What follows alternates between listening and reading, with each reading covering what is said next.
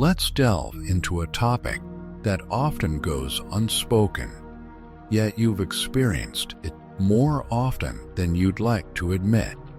Picture this. You awaken suddenly in the dead of night, puzzled for a moment about why you're still here. It's not mere sadness or exhaustion. It's something more profound, more ancient. It's as if there's a fracture in your soul.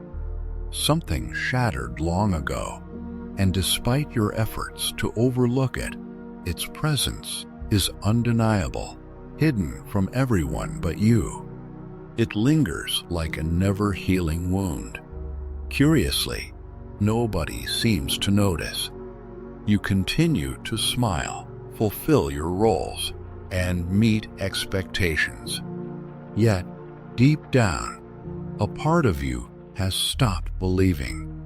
Silently, it observes from the shadows of your mind, watching you pretend, watching you endure, wondering how much longer you can keep going. Now, take a look at yourself. Here you are, seeking answers in a video, hoping to hear what you're hesitant even to think. Do you want the truth? The inner turmoil consuming you can't be neatly labeled. It's not depression, stress, or just a rough patch. It's a profound emptiness, a void at the core of your being. And the most troubling part? You can't pinpoint its origin. You only know it's always there. That's why you mask it with distractions, habits you can't shake, and seemingly mild addictions, until you realize you're no longer in control. But what if I told you that the addiction you're embarrassed about isn't a mistake? What if the behavior you've hidden for years isn't a curse, but a clue? What if that irresistible urge pulling you back repeatedly is actually a message, not from the outside, but from deep within you? Carl Jung didn't view addiction as merely a failure or a bad habit. For him, it was a call, a misguided quest for answers, a desperate expression of a soul that has lost its way. Without answers, it seeks to create comfort, however fleeting and illusory. Most people will say you lack strength, that you need more willpower, that you are the problem. But what if the real issue is that you're trying to mend a spiritual wound with remedies that don't address the spirit? What if you're attempting to fill a profound existential void with substances, routines, relationships, or digital distractions that only deepen the silence when they fade? Addiction is not just an external foe. It's a reflection, a signal, a cry from your unconscious that something essential is missing. Ignoring this cry only perpetuates the cycle, intensifying it, making it darker, more unbearable. Are you courageous enough to listen? Because our discussion today won't be comfortable or superficial. It's not for those seeking easy fixes. We're going deep into the psyche, opening doors long closed, discussing the real nature of emptiness, the pain you can't articulate, the void no one fills. And yes, we'll talk about addiction, but not in the usual way, not with guilt or judgment. We'll discuss it through symbols, the unseen, what Jung called the hunger for the sacred. Prepare yourself. This isn't just another video. It's a mirror, and like any true mirror, it's unyielding. It may reveal truths you've avoided for too long. Yet, truth, though painful, liberates.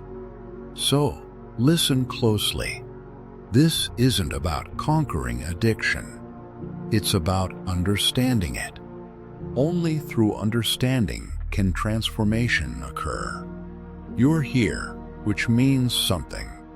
It suggests that part of you realizes the answer isn't merely to stop using, but to understand why you use.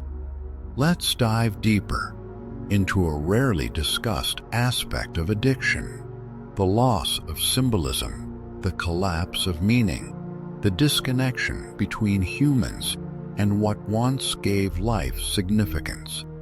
When symbolism is lost, literalism takes over. The immediate, the chemical, the quick fixes that ultimately harm. We live in a time where the sacred has been replaced by the practical, where inward seeking has shifted to external acquisitions, where fleeting validation has supplanted transcendent experiences. This is the real trap. Jung understood this with almost prophetic clarity. The human soul needs rituals, symbols, genuine connections with the unseen. When these are lost, peace is replaced by despair, and in this despair, people turn to substitutes, substances, stimuli, escapes. What you call addiction might actually be a distorted ritual, a misguided attempt to reconnect with something greater than yourself. But the connection is broken, the sacred diluted, replaced only by shallow imitations. An uncomfortable truth? Many labeled as addicts are merely spiritual seekers without guidance, individuals with intense sensitivity, forced to navigate a world devoid of depth. They are often judged as weak or flawed, yet no one asks why their pain is so profound, why their cravings so intense, why relief remains so elusive. Jung believed that what remains unconscious manifests as fate. This means that if you don't confront your inner wounds, they will continually lead you back to the same abyss until you choose to look inward. Because the soul persists, it communicates through dreams, symptoms, and chaos. If ignored, it will force you into a life unrecognizable as your own, yet inescapable. Addiction isn't the enemy. Disconnection is. Disconnection from symbolism, from spirituality, from depth, from your true self. As long as you attempt to heal what's visible without addressing the invisible, you're merely masking symptoms, not healing the underlying wound. So, what's the solution? How do you reconnect with the symbolic in a world obsessed with the immediate? This journey is serious. It's not about seeking external answers, but about repairing the broken bridge to your own soul. It involves listening to what you've ignored, acknowledging that you're not just a body with urges, but a consciousness with a story, a past, a shadow that doesn't aim to destroy you, but to integrate with you. In that shadow lies everything you've rejected, suppressed, or hidden, the emotions, desires, and fears you were never taught to handle. They remain, manifesting as anxiety, dependency, and relentless urges to fill an indescribable void. What Jung proposed is challenging but genuine, a profound inner transformation, a symbolic death of the false self to allow the birth of a more authentic self, a self that doesn't run from pain but uses it as guidance, that dares to face inward and acknowledge, this too is me. This wound is also mine.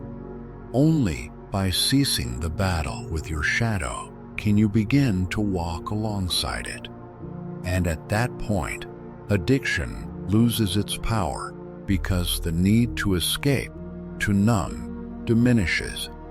You discover something stronger than temporary relief, meaning.